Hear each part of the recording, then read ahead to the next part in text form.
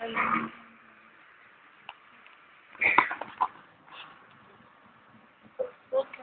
बोलना है सर बताइए।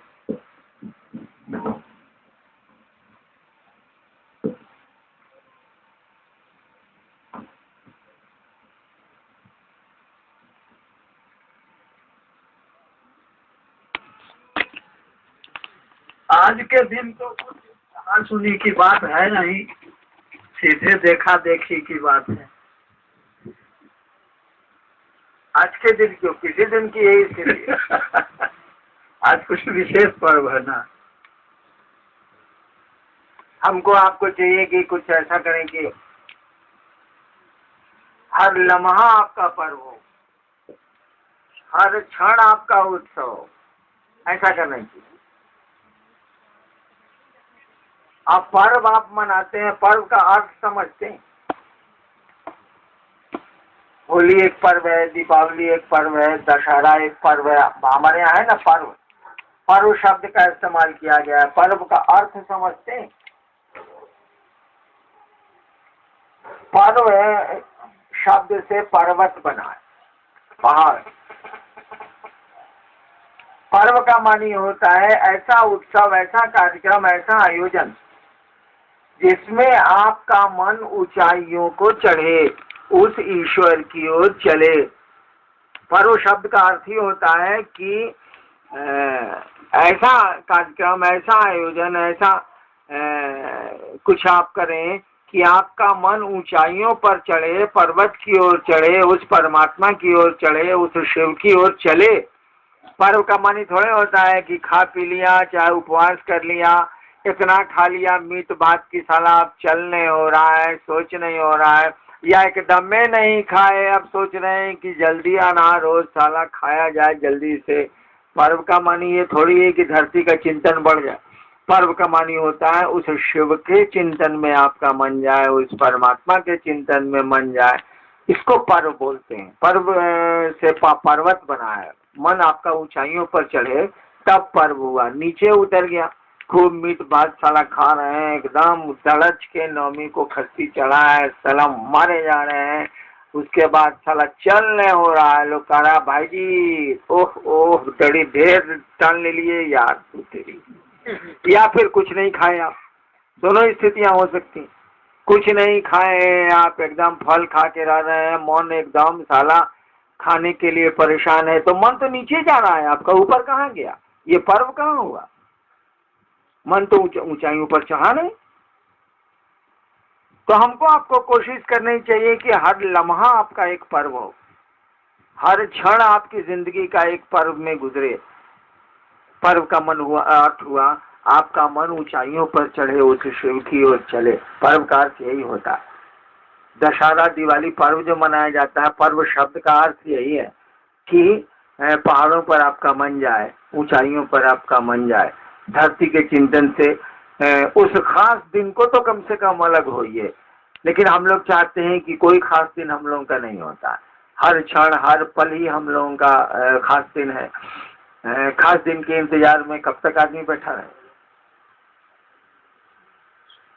अब बोलिए क्या बोलना है तो।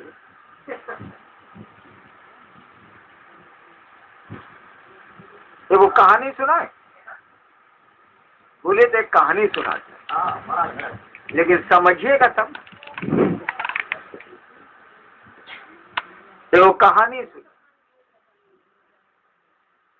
कहानी झूठी भी होती है, कहानी सच्ची भी।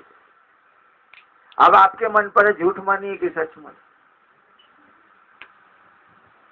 लेकिन कहानियों में जो कहा जाता है कभी कभी उसके अर्थ बड़े भयानक होते हैं। वो आदमी की जिंदगी बदल देते हैं, आदमी के विचार बदल देते हैं, आदमी की चाल बदल देते हैं।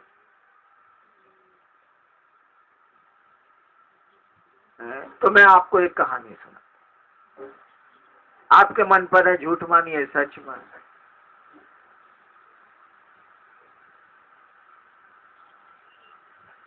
मैंने शिव को गुरु माना था, और शिव को गुरु मानने के बाद 8 साल बीते थे। किसी को मैं कहता नहीं था कि शिव गुरु है, वो नीलम जानती थी और कोई जानता नहीं था। कुछ ससुराल के लोग जानते थे कि शिव इनके गुरु हैं, लेकिन शिष्य मैंने किसी को बनाया नहीं। इसी बीच में मेरी बदली हो गई मधेपुरा। मधेपुरा मिथिलांचल है, मिथिला का क्षेत्र है वो। पहले भागलपुर का सब डिवीजन था, भागलपुर जिला था मधेपुरा का अंग्रेजों के जमाने में। जब मैं मधेपुरा गया तो बचपन से आदत पूजा पाठ, वहां भी श्मशान सहरसा जिला स्कूल में जाता था तो रात पढ़ता था तो जाता था।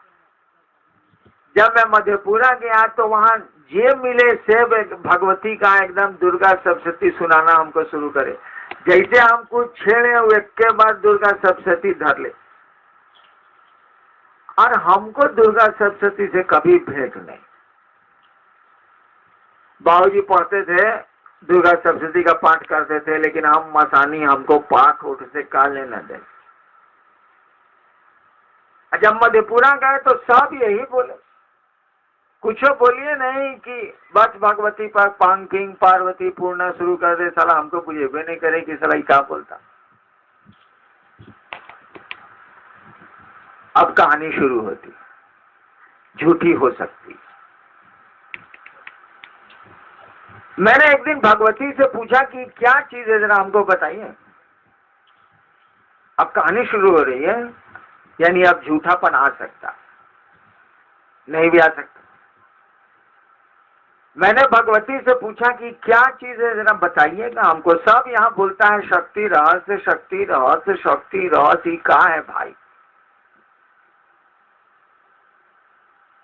तो मुझको जो लगा, कहानी है झूठी हो सकती है, मुझको जो लगा, भगवती ने कहा कि देखो एक ही पंक्ति है जो काम के लायक। उन्होंने जो कहा, हम जानते हैं कि दुर्गा सप्तशती में कुछ ऐसे भी मंत्र हैं जिसे लाश जिंदा की जा सकती है, वो हम जानते हैं, लेकिन जो उन्होंने कहा सो बता रहे। उन्होंने कहा कि देखो एक ही चीज काम का है इसमें। हमने कहा क्या चीज? तो जो बोली हम भुला गए। अरे मतलब रहे तो अब नहीं याद रहे, मतलब था नहीं। तो हमने कहा देखिए आप जो बोले हैं सब भुला गए, आप जरा लिख दीजिए। तो सामने दीवार थी, जैसे ये दीवार है, उन्होंने दीवार पर लिख दिया। लिखा क्या? लिखा गया, लिखाया,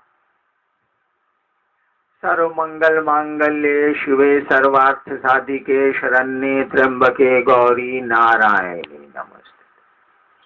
उस समय इसको हम जानते नहीं थे, बोली तो हम बुझे नहीं, खाली लास्ट वाला याद रहा, नारायणी नमस्ते, पीछे वाला याद रहा नहीं। तो उन्होंने लिख दिया, मैंने पढ़ लिया, याद कर लिया।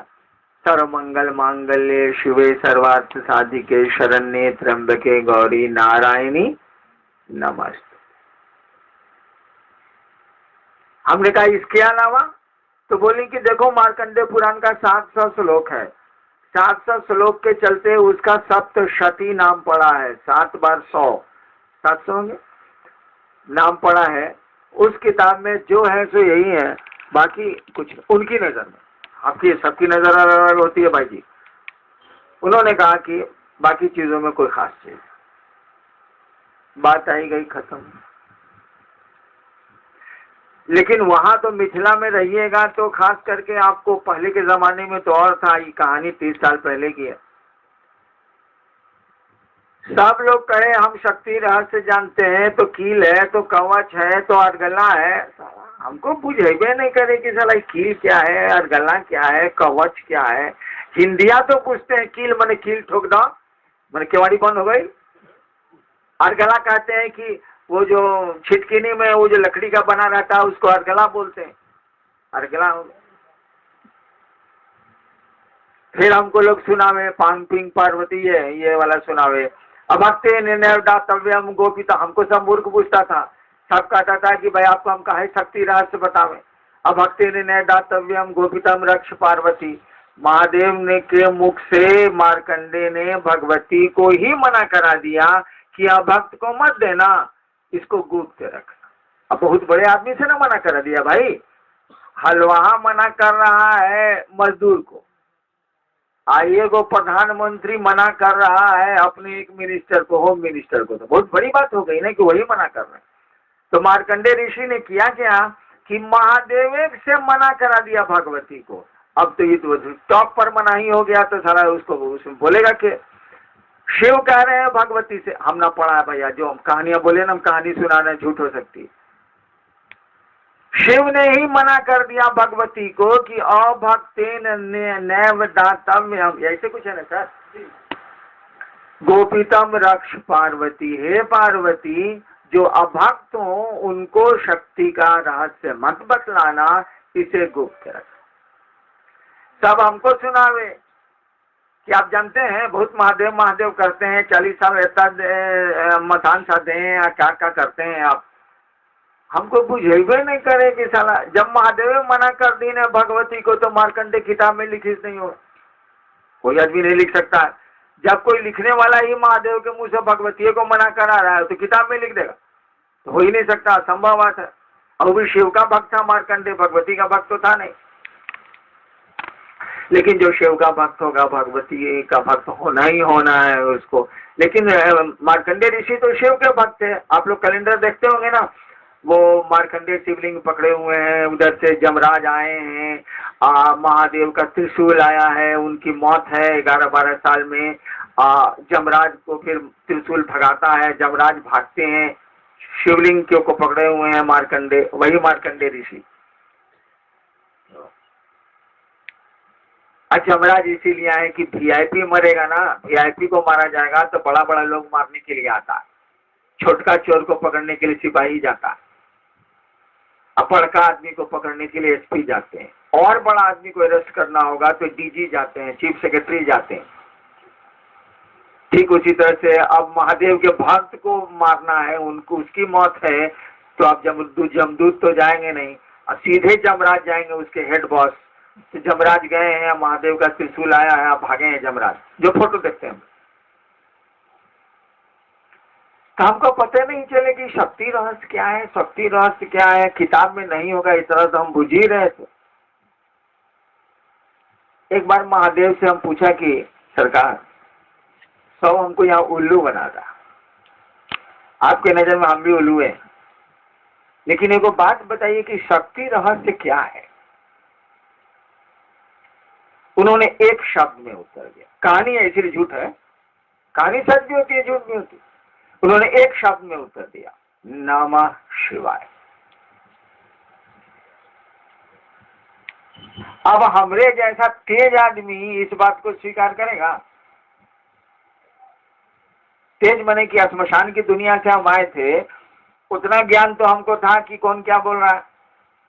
महादेव ने शक्ति रहस्य बता दिया मुझको, नमः शिवाय। अब देखिए किसी सिद्धांत में नहीं बैठेगा, नियम है कि जिस देवता का ध्यान होगा उसी के नाम का स्मरण होगा, दिस इज रूल। जिस प्रेत को आपको बुलाना है उसका स्मरण करिए, उसका नाम लीजिए, तबे वो आएगा। शिव को का आह्वान, जो प्रेत का सिस्टम है वही ऊपर भी सिस्टम है, शिव के साथ भी वही लागू है। शिव का स्मरण होगा और शिव का नाम ही आए दिया जाएगा तो शिव का आह्वान होगा, ये नियम है। तो शक्ति का रहस्य नमः शिवाय कैसे हो सकता है?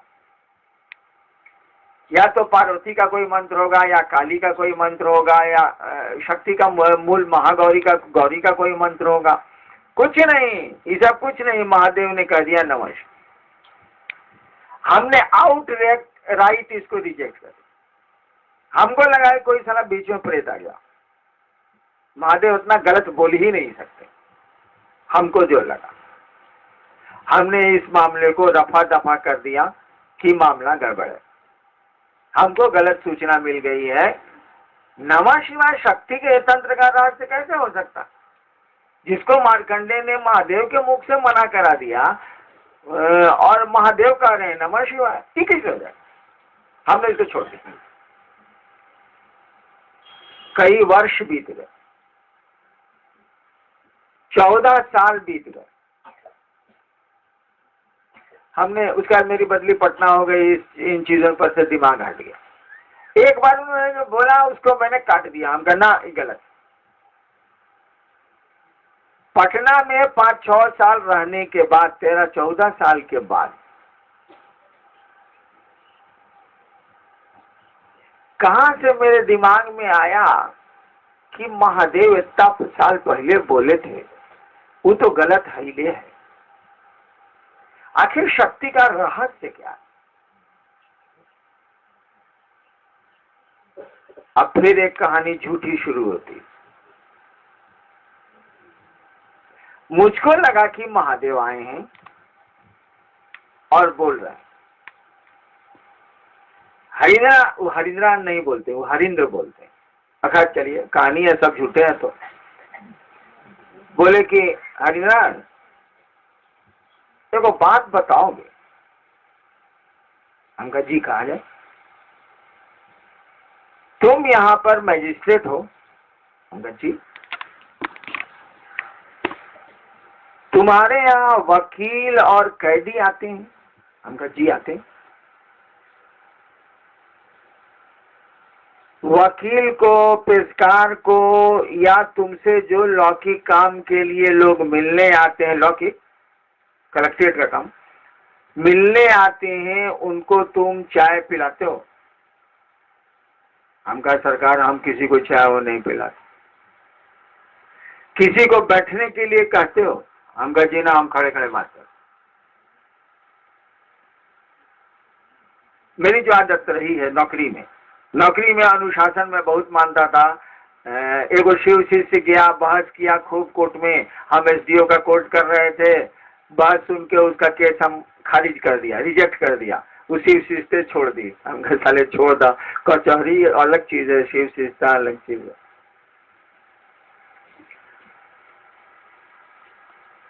तो उन्होंने कहा कि तुम्हारा पेशकार आता है, वकील आता है डेरे पर या ऑफिस में, किसी को तुम चाय तो पिलाते नहीं? हम कहा नहीं, हम नहीं पिलाते। किसी को बैठने के लिए भी सोफा सेट पर नहीं करते? हम कहा जी ना, नहीं करते। आइए खड़े खड़े बात करिए, जो हमको जजमेंट देना होगा, बिल देना होगा, बिल देंगे, जेल भेजना होगा, जेल भेजेंगे। इसे बैठाना कौन चाहिए, चाय कौन सी पिलाना है साले को?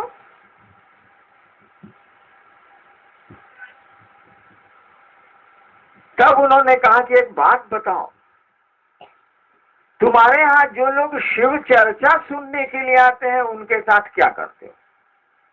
ऑफिस के लोगों के साथ तो तुम ऐसा करते हो।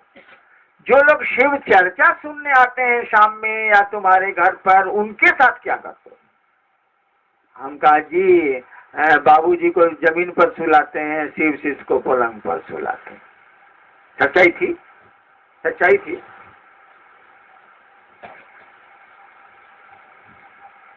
हम कहा जी वो चपरासी भी आता है तो हम सोफा सेट पर उसको बैठाते हैं, नाश्ता कराते हैं, खाना खिलाते हैं, नीलम बर्तन मलती हैं, खाना खिलाती हैं। उस समय तो इतनी व्यवस्था नहीं न थी। तो शिव शिष्य है, तुम जानते हो? हम कहा जी शिव शिष्य बनेगा अभी है कहाँ, वो तो मुहुआ से बोलता है कि हमारे महादेव गुरु हैं, साहब के पास हम आए हैं चर्चा सुनने। तो बोले तब तुम उसको सोफा सेट पर बैठाते हो, खाना खिलाते हो, और नीलम बर्तन उसका मलती है, उसको खाना बना के खिलाती हैं। हम कहा जी तो हम करते हैं। ऑफिस के किसी आदमी को तुम बैठने के लिए भी नहीं कहते? हम कहा जी ना, काम में आए हैं, काम से जाइए, काम कर देते हैं, काम करने लेखो और कर लेंगे। ज्यादा परिचय होगा तो फाइलवा नीचे है तो ऊपर से जल्दी से आपको करके विदा कर दें, जाइए। कहा ठीक। महादेव के नाम पर तुम चपरासी को सोफा सेट पर गोड़ रख के बैठने के लिए देते हो और तुमको अच्छा लगता। और ऑफिस में एक आदमी अरुण सिंह शिव शिष्य था, टेबल पर हाथ रख के खड़ा हो गया और इतना अच्छा शिव शिष्य था, तुमने कहा सीधा पहले खड़ा होइए। बात करते करते टेबुला पर हाथ रख के बतियाने लगा हमसे, हमारे चैम्बर में ऑफिस में। हम सीधा खड़ा होइए, सीधा खड़ा होइए पहले। तो कहा कि ऑफिस के काम से तुम सीधा खड़ा करवा देते हो, और महादेव के काम से नीलम हलवा बना के लाती हैं, आइसक्रीम बना के लाती हैं, और सब गुरु भाई को खिलाती हैं। सब लोग उदाहरण है, सब लोग प्रमाण है। यहाँ परमेश्वर बैठे हैं, मंडल जी बैठे हैं, बहुत लोग हैं, मंटू में बहुत लोग। कहाँ ऐसा करते हो? हम कहानी सुना रहे, कहाँ ऐसा करते हो? हम कहा जी अच्छा लगता,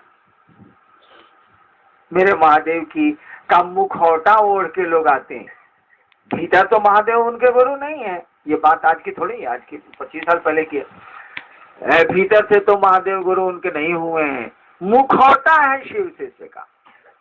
तो हम बैठाते हैं, खिलाते हैं, पिलाते हैं, 2 बजे रात तक गप करते हैं और गाड़ी से भिजवाते भी। तो काहे ऐसा करते हो? हम कहा जी अच्छा लगता। तुमको अच्छा लगता है? नहीं। हम कहा जी थोड़ा तो जरूर अच्छा लगता, तभी ना करते हैं, नहीं तो काहे करें। कहा जी यानी तुम महादेव को प्यार करते हो? हम कहा जी ये तो नहीं करते। अरे जिसको प्यार कीजिएगा, जिसकी बीवी अंदर उसका भाई सिकंदर, काहे कहा जाता है कि पत्नी को आप प्यार करते हैं, उसका भाई आए तो सिकंदर घर में हो ही जाएगा। तो उन्होंने कहा कि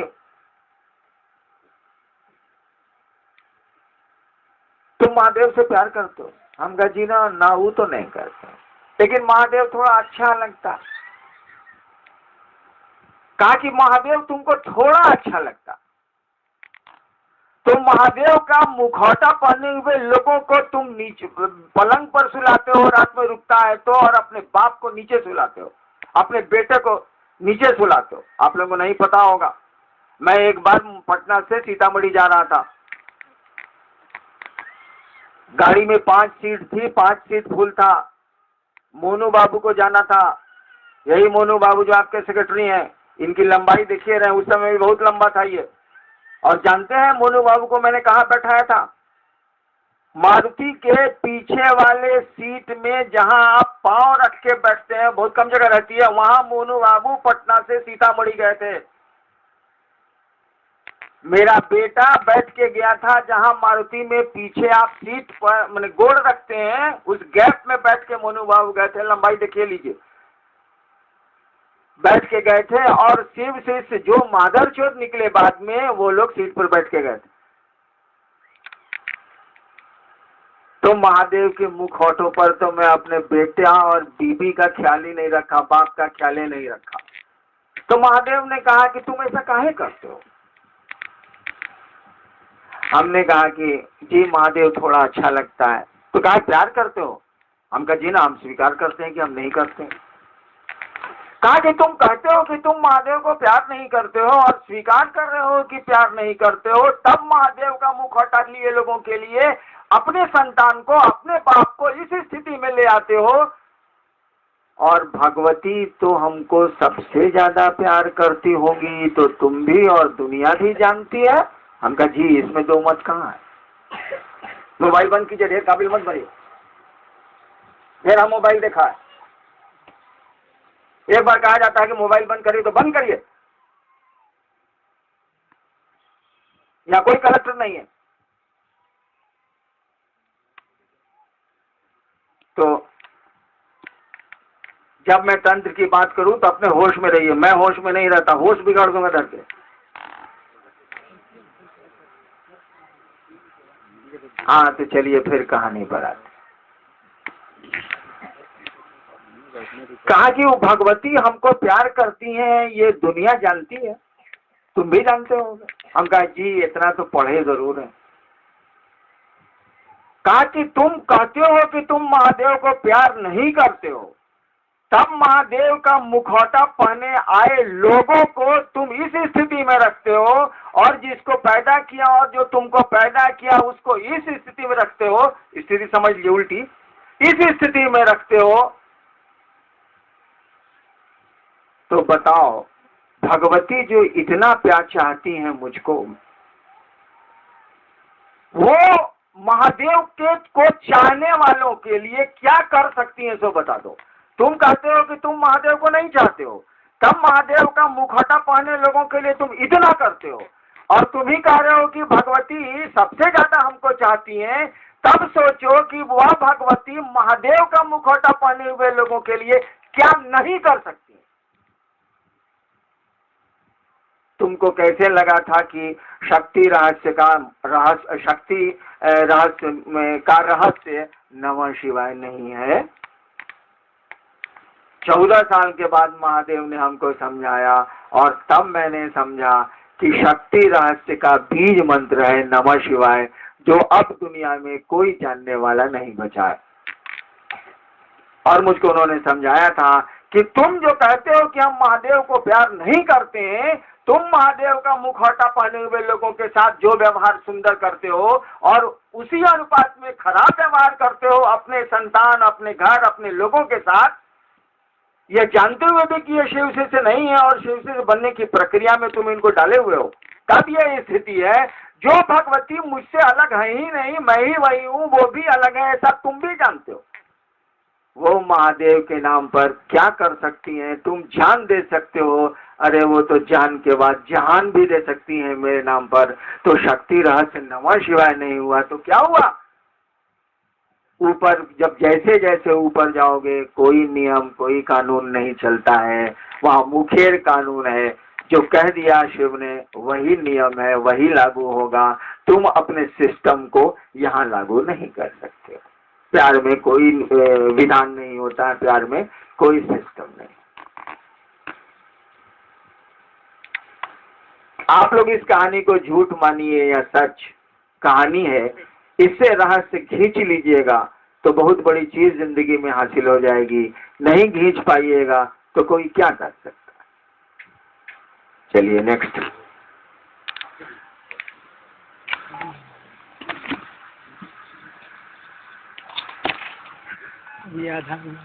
आज के दिन तो सारे लोग इसी इच्छा से यहाँ आए हुए हैं कि आपसे आशीर्वाद लेंगे और क्षेत्र में जाकर के जो गुरु आदेशित कर्म है उसको बढ़िया से बढ़िया। अब इस कहानी के बाद इतना तो जरूर लग गया होगा कि आप